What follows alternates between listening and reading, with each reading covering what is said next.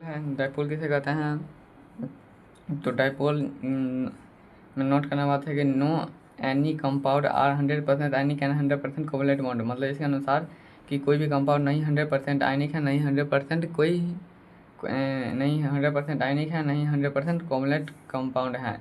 Compound have same covalent character and covalent compound have same ionic character, मतलब जो covalent compound है वो ionic compound की तरह कैरेक्टर या बिहेव करता है, और जो आयनिक कंपाउंड है वो कोवलेंट कंपाउंड की तरह बिहेव करता है। डिपोल क्या है? Dipole is the product of charge in distance between charge, मतलब दो चार्जों के बीच की दूरी जो है उसे हम क्या कहते हैं? डिपोल। जैसे यहाँ पे ए प्लस है और बी माइनस है, तो इस दोनों के बीच की जोड़ी को हम कहते हैं डिपोल। डिपोल बराबर क्या होता है? चार्ज गुने डिस्टेंस। तो डिपोल को हम कुछ म्यू की तरह म्यू से दर्शाते हैं, और चार्ज को क्यू से, और डिस्टेंस को डी से दर्शाते हैं। तो म्यू बराबर डिपोल, मतलब म्यू क्या हो गया? Dipole moment. इसमें क्यू क्या हो गया? करेक्ट चार्ज हो जाएगा, और डिस्टेंस क्या हो जाएगा? डिस्टेंस बॉन्ड लेंथ, जिसे हम क्या कहते हैं? Lambda. Unit of the charge, charge का यूनिट दो होता है, ई एस यू और कॉलम। तो ई एस यू में हम जिसे हम सी जी एस कहते हैं, और इसका कॉलम में क्या होता है? इसका ऐसा यूनिट होता है। सी जी एस को हम जानते हैं ग्राम कूल ग्राम और सेकेंड। तो डिपोल का अगर हम सेंटीमीटर में अगर हम इसका मान देखें, तो डिपोल का सेंटीमीटर में मान हो जाएगा 3.3333 गुणे 10⁻³ सेंटीमीटर। हर जगह 3 है। डिपोल और आगे होगा 3.33 गुणे 10⁻³ सेंटीमीटर। तो ऐसा ही एक इलेक्ट्रॉन चार्ज हो जाएगा, मतलब एक इलेक्ट्रॉन का चार्ज होता है 1.6×10⁻⁻19 कूलम कूलम है। और सी जी एस का एक इलेक्ट्रॉन का चार्ज होता है 4.8×10⁻⁻10 E S U. E S U तो हम तो बताए थे यहाँ पे कि यूनिट ऑफ चार्ज, चार्ज का दो होता है, ई एस यू और कॉलम। तो कॉलम में हो जाएगा 1.6×10⁻⁻19 कूलम, और सी जी एस में हो जाएगा 4.8×10⁻⁻10 मतलब ई एस यू। तो अगर हम दोनों को संबंध मतलब दर्शाए तो कुछ हमें इस प्रकार का प्राप्त हो जाएगा कि मुख्यतः यही हमें याद कर लेना है कि एक डिपोल जो होता है, एक डेवू जो होता है डिपोल 3.33×10⁻³ सेंटीमीटर 30 सेंटीमीटर का होता है। यह मतलब इस इक्वेशन को याद करने की कोई ज़रूरत नहीं है। आप ये याद कर लीजिए कि 1 dB बराबर 3.33×10⁻³ सेंटीमीटर होता है, और 10⁻⁸ ESU सेंटीमीटर बराबर 1 dB होता है। 1 dB बराबर 10⁻⁸ ESU, और 1 dB बराबर 3.33×10⁻³ सेंटीमीटर। ये मुख्यतः याद करने की, मतलब इसमें जो इक्वेशन में जो एक निचोड़, जैसे ईख में से रस निकलता है वैसे ही इस इक्वेशन में से रस निकला है, यही कि 1 dB बराबर 3.33×10⁻³ सेंटीमीटर। आप इसको गन्ने की जूस की तरह पी जाइए, मतलब गन्ने की जूस की तरह पी जाओ। इसके बाद हम अगर डिपोल की बात करेंगे, तो डिपोल दो शब्द से बना है, D+2। तो डी मतलब D+2, डी मतलब होता है डिपोल, और 2 मतलब खंभा, मतलब क्या कहते हैं? चार्ज।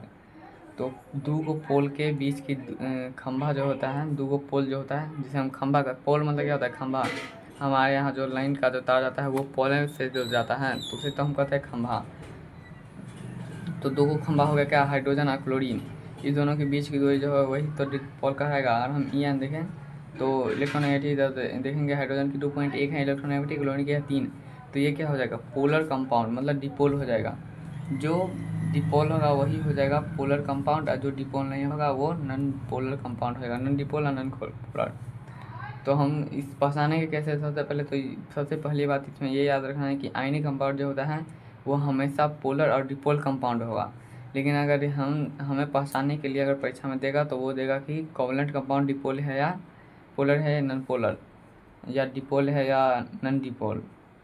तो अगर हम देखेंगे तो हम ये एस का आयनिक कंपाउंड है, तो ये हो जाएगा पोलर, क्योंकि और या फिर दूसरा तरीका ये है कि हम ये सब पहचान सकते हैं कि इसका चार्ज कितना है। अगर हम सी एल में देखेंगे तो ये हो जाएगा नॉन पोलर। ये क्या है? कोवलेंट कंपाउंड है, पहली बात है। दूसरी बात ये नॉन पोलर है, मतलब 3 है, दोनों की इलेक्ट्रोनेगेटिविटी बराबर है, तो इसी कारण यह नॉन पोलर हो जाएगा, नॉन डिपोल हो जाएगा। तो पहला बिंदु यही था कि पोलर है कि नॉन पोलर, जिसका इलेक्ट्रोनेगेटिविटी जितना ज़्यादा कम तो वो समझ जाएंगे कि पोलर है।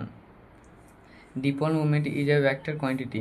वेक्टर क्वांटिटी डिपोल मूवमेंट क्या है? वेक्टर क्वांटिटी जिसे हम दो भाग में पाते हैं, मैग्नीट्यूड और डायरेक्शन। तो मैग्नीट्यूड का हमें फिजिक्स में पढ़ना है।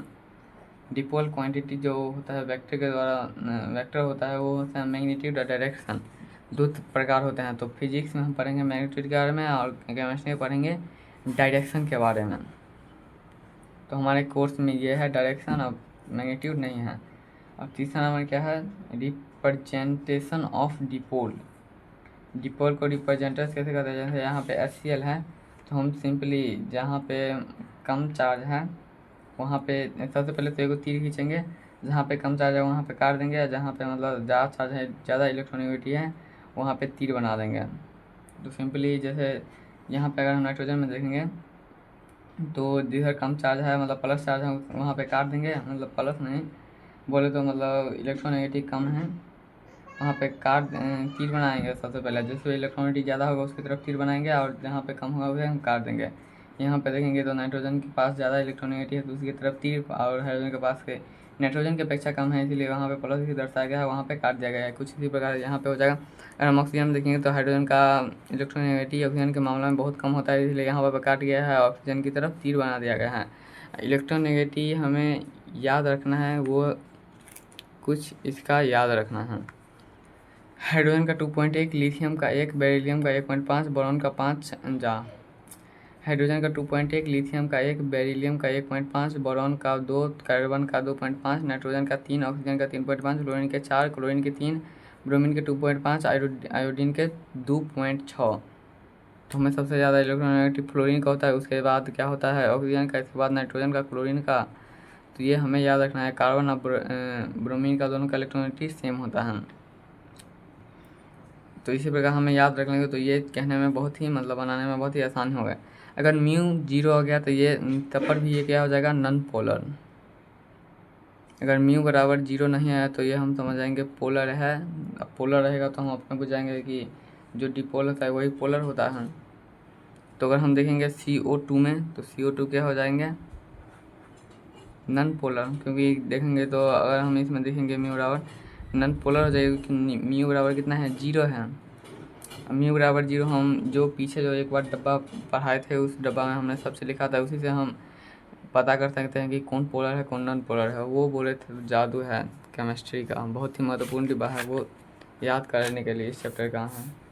अगर हम सिमेट्रिकल मॉलिक्यूल की बात करें तो सिमेट्रिकल मॉलिक्यूल में U बराबर 0 होता है, जिसे हम नॉन पोलर कहते हैं।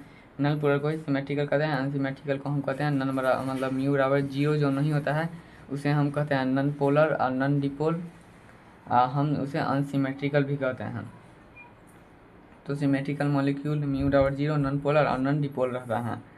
और अगर हम देखेंगे तो sp, sp3 मतलब sp, sp2, sp3, sp3d, sp3d2, sp3d3 है।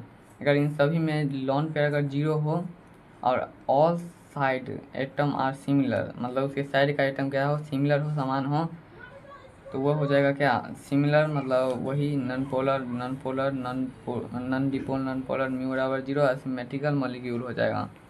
सबसे ये याद रखना है कि हाइब्रिडाइजेशन में मतलब sp कोई भी हो, अगर उसका लॉन पेयर 0 है और L जो साइड का एटम है वो सब कितना है? L side atom are similar, वो तो हो जाएगा। जैसे हम पहचानने की कोशिश करेंगे sp3d2 में लॉन पेयर 2 है, 4 एटम सिमिलर, तो ये हो जाएगा क्या? सिमिलर, म्यू बराबर 0, non polar, non dipole. Symmetrical mu बराबर 0, सॉरी अगर सिमेट्रिकल है म्यू बराबर 0, नॉन डिपोल और नॉन पोलर है, तो अगर sp3d में 2 लोन पेयर हैं, 4 एटम मतलब चारों पेयर का जो एटम होता है वो सिमिलर होता है, तो पर वो सिमेट्रिकल है, म्यू बराबर 0, नॉन पोलर और नॉन डिपोल है। अगर sp3d में देखेंगे तो 3 लोन पेयर हैं और 2 एटम ये 2 स्पेशल केस है जो कि याद रखना है। सबसे पहले sp3d2 में अगर D2 है तो वहाँ पे 2 लोन पेयर रहेगा तो वो सिमेट्रिकल हो जाएगा, मतलब ये वाला रूल होगा। सबसे पहले देखो 0 लोन पेयर रहेगा तो ये तभी ये सिमिलर, म्यू बराबर नॉन पोलर, नॉन डिपोल हो सकता है। लेकिन जब sp2 में अगर 2 लोन पेयर रहेगा तो ये हो जाएगा sp3d में, d में कितना हो जाएगा? sp3 में यहाँ से 3 रहेगा, 3 लोन पेयर में टू एटम सिमिलर एंड मतलब ये पूरा प्रॉपर्टी काम करेगा। अगर हम देखने की कोशिश करें यहाँ पे तो डिपोल मोमेंट फिर यही वाला चीज़ यहाँ पे लिख दिया गया है और कुछ नहीं। अगले क्लास में उसका कुछ क्वेश्चन बनाएंगे।